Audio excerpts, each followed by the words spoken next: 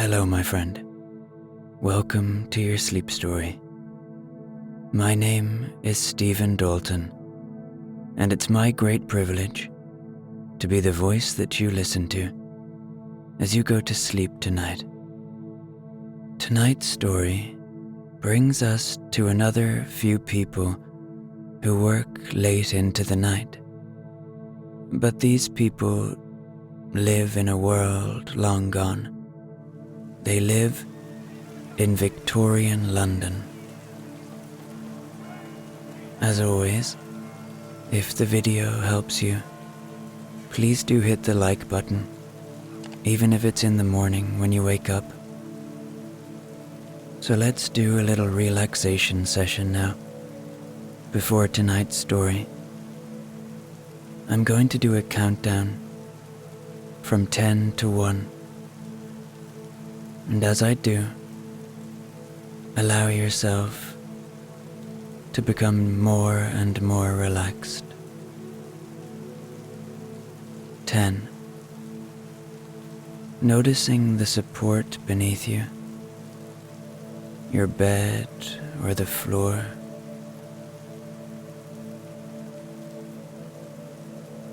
Feeling that support, really feeling it. You are supported. You are safe. 9. Just making sure that you're in the comfortable position that you like to fall asleep in. If you need to adjust, adjust. 8.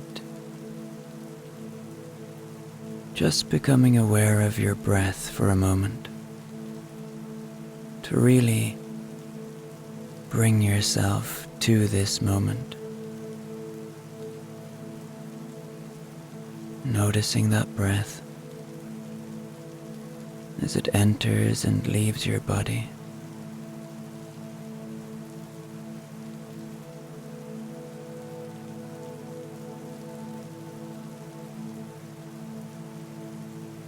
7.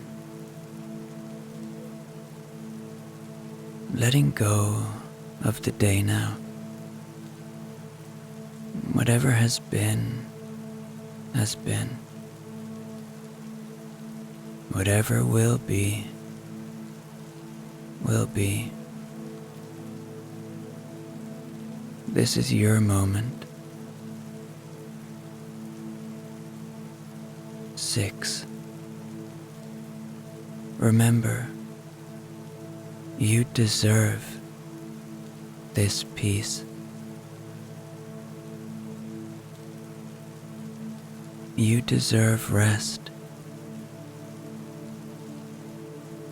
5. Noticing any residual tension in your body now.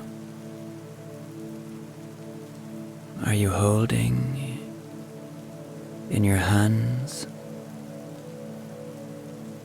or your feet or your face? Just let go now.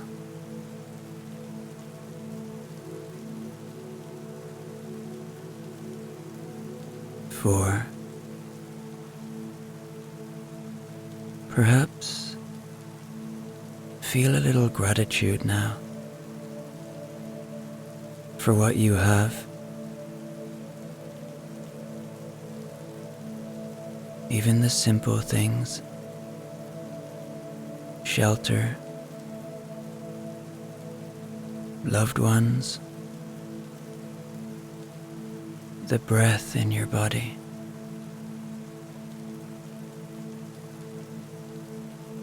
3. Allow your imagination to be your friend. You are allowed to explore, to see all kinds of worlds to luxuriate in the sound of my voice and allow it to be your friend that brings you to all sorts of wonderful places. 2. Really letting go now. Allowing your body to rest. It's worked hard for you today. Give it the peace that it deserves.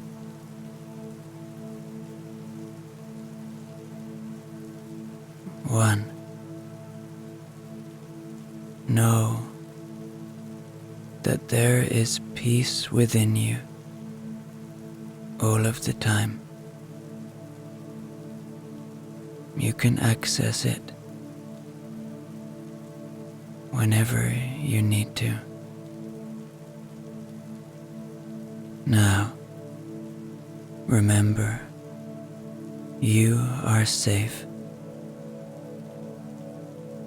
and you are welcome to Victorian London. It's nightfall in London in the year 1867, and Leopold, affectionately known as Leopold the Lamp Man, begins his nightly ritual. Dressed in his worn but comfortable overcoat, he carries with him all of the necessary implements to do his important work. The city starts to settle into its evening quietude as he moves from lamp to lamp, igniting the gas lights that line the cobbled streets of this great city. As he lights each lamp, it casts a golden halo on the surrounding area, a small oasis of light in the encroaching darkness. The glow illuminates the intricate ironwork of the lampposts, the weathered stones of the buildings, and the leaves on the occasional tree, making them glisten as if touched by a bit of magic. Each flame Leopold brings to life feels like a little victory against the night, a beacon for those who will walk these streets later.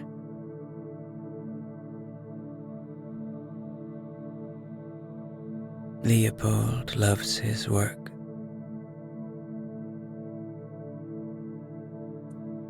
And as he works, he glances through the windows of the homes he passes, each one a vignette of life behind closed doors. In one window, he sees a family gathered around a dining table, their faces warm and animated as they share a meal. In another, he spots an elderly woman knitting peacefully as she sits by the fire, her cat curled up at her feet. He enjoys the fact that he brings safety to these people by bringing light in the night to their streets.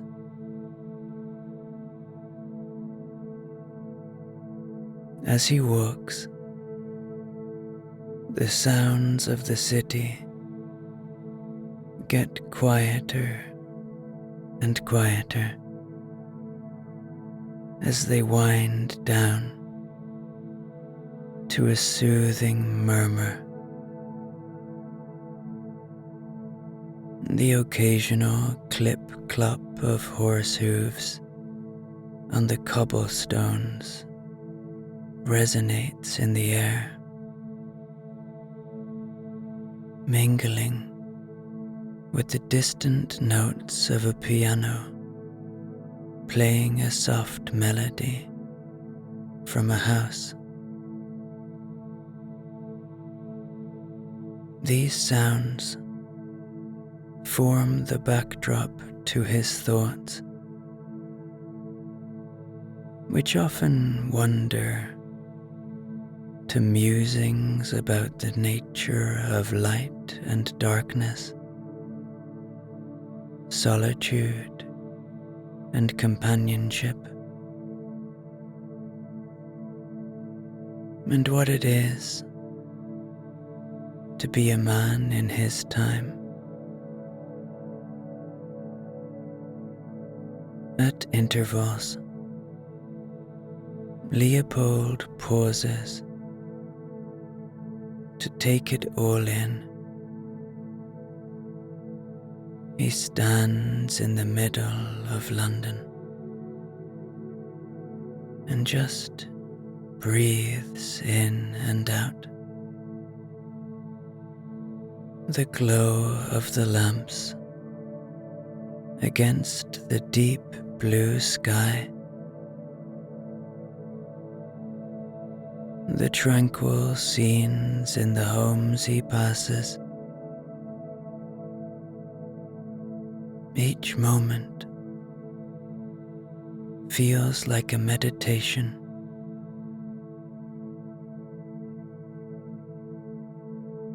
And as he lights the final lamp on his route, he does so with a sense of fulfillment, knowing that his humble work brings a little brightness, a little comfort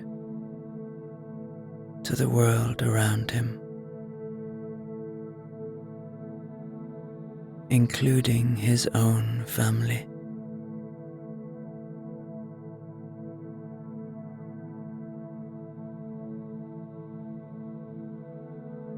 Now that he is finished,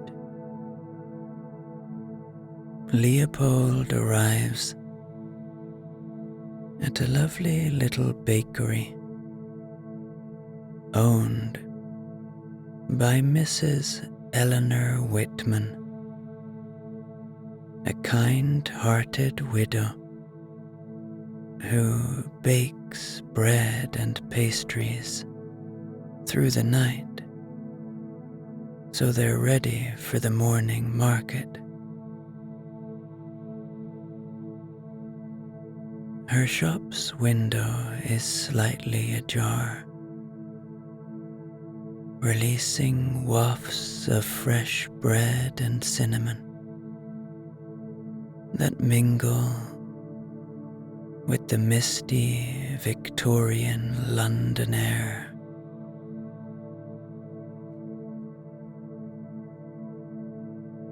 Leopold tips his hat as he passes by the bakery, and Eleanor returns the gesture with a friendly wave.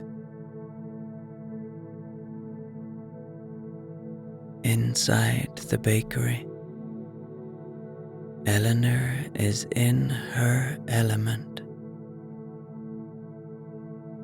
enjoying the warmth of the oven and the comforting aromas that fill the air.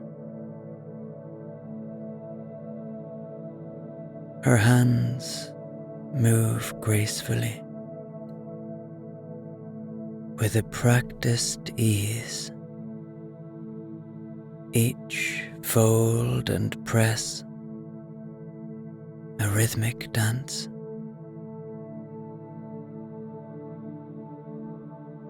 Being a baker is a deep part of her.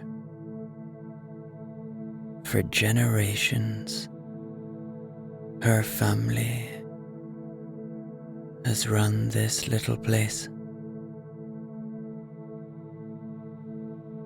It's a labor of love for Eleanor, her own form of alchemy, transforming simple ingredients, flour, water, yeast, into something that brings joy to people and nourishes the body and soul.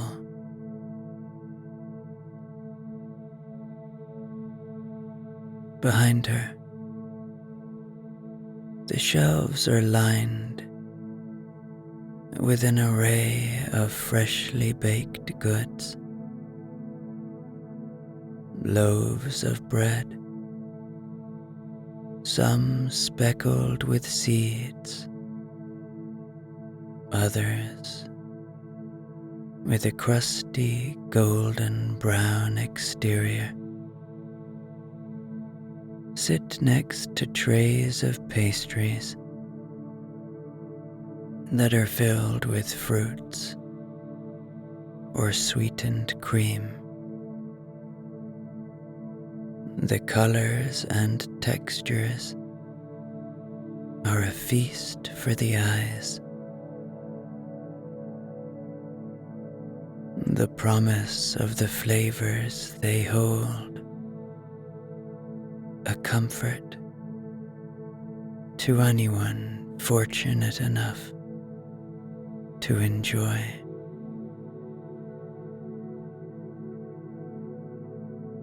This is a simpler time, and in Eleanor's bakery, with so little distraction, hers is a cozy, warm, inviting slice of Victorian London.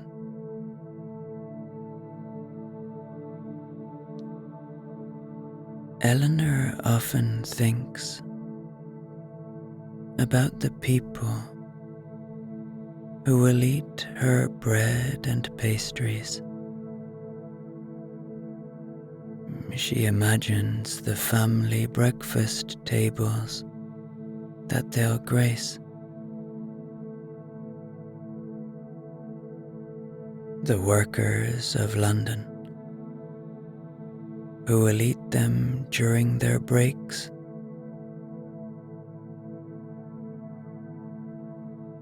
And the children whose faces will light up at the sight of her cinnamon rolls.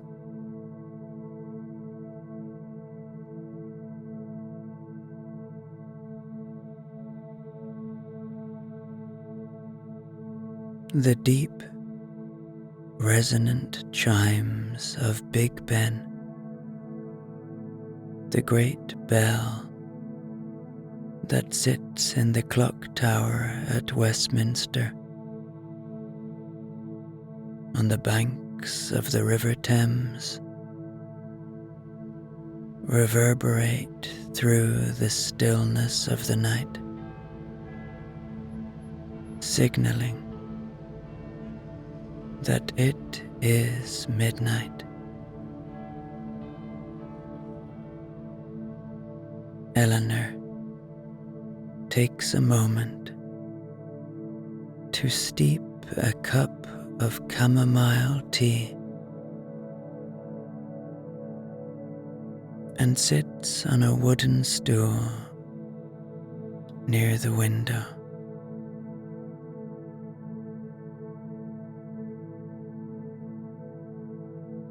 From here,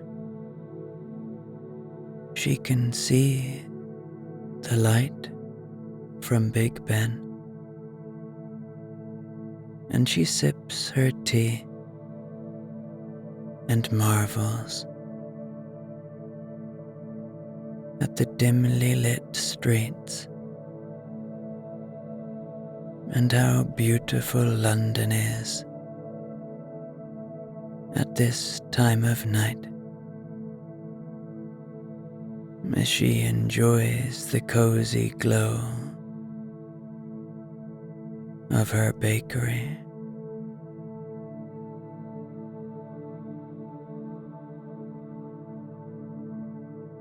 High up in the tower, looking after the bell of Big Ben and the clock itself, is Oliver, the guardian of time.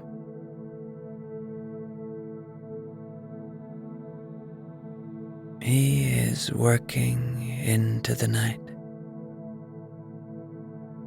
encircled by giant clock faces, intricate gears, and a multitude of cogs and springs.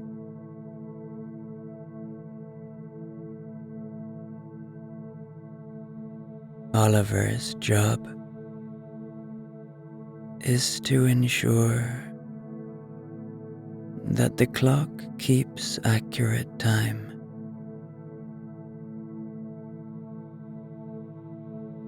With an oil can and a piece of cloth, he diligently lubricates the various mechanical parts, listening intently for the satisfying hum of the machinery, a sign that all is well.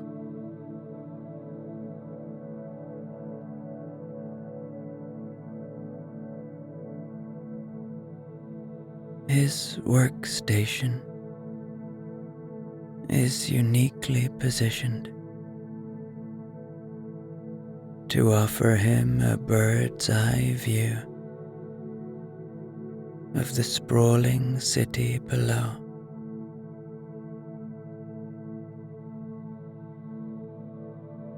From his vantage point, London unfolds like a miniature model, a labyrinth of streets, squares, and gardens, punctuated by the meandering Thames.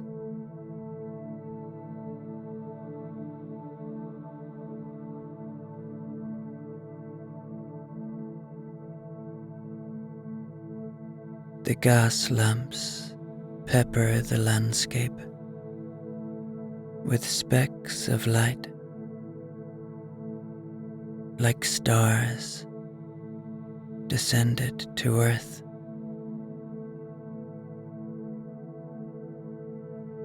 Oliver can even see Eleanor's bakery,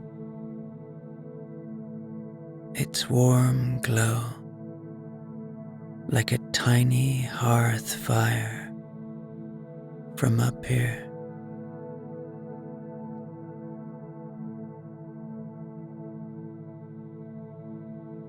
While Oliver's work is technical, the solitude and the panoramic vista invite contemplation. He often ponders the passage of time, the fleeting moments that make up lives, and the countless stories unfolding below. In the great modern city that is Victorian London.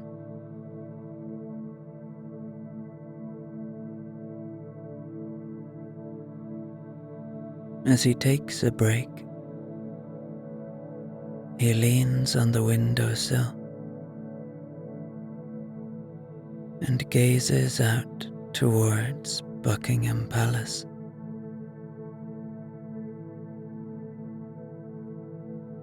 There is where the Queen lives, he thinks to himself. And just at that moment, Bartholomew, one of the Queen's pages, is in the stables with the horses in Buckingham Palace.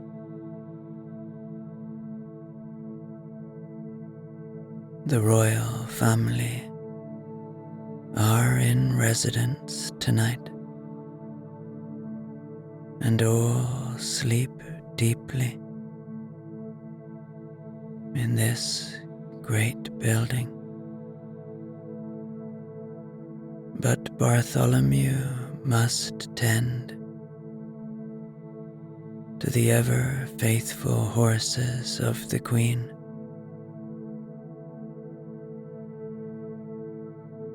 He loves his work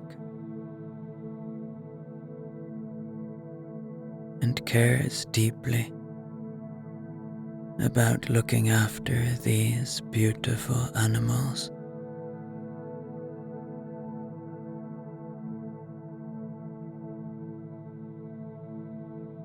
As he works, he looks around at the grand architecture surrounding him.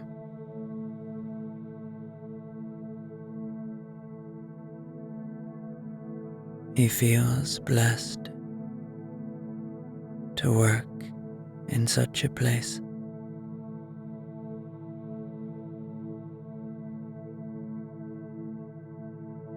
While Bartholomew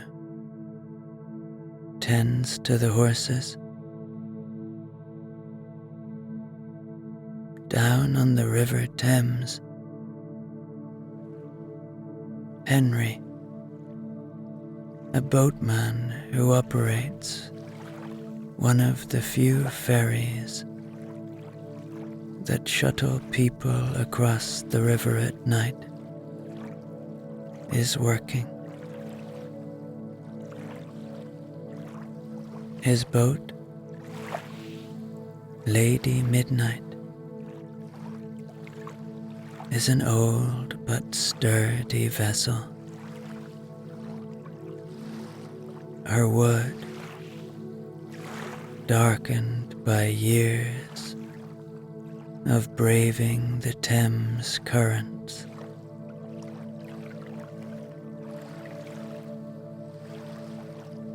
Henry's oars break the water's surface quietly. Each stroke propelling the boat forward with a gentle, almost therapeutic swish.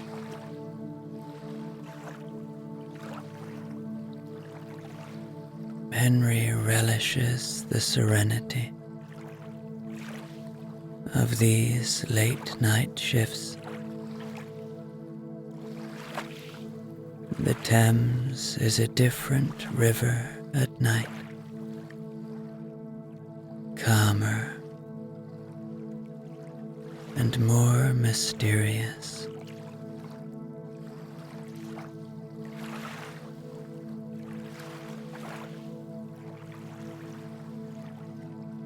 Then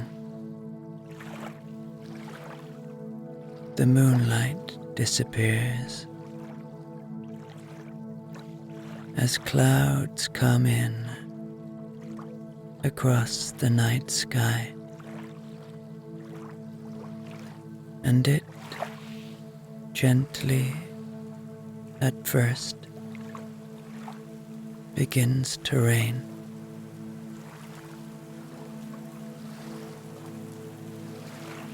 Henry brings his boat towards the shore and helps his passengers disembark. He watches them blend into the night,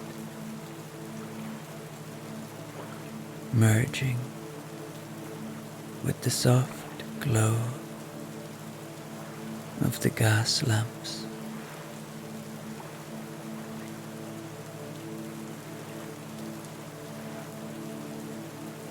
Henry takes shelter, takes out a pipe, and enjoys a slow smoke, the tobacco mingling with the fresh river air.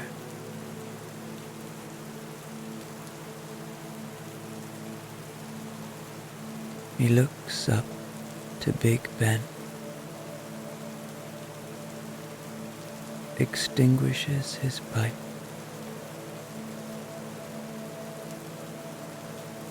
and prepares to row back to the dock in the rain, still enjoying the solitude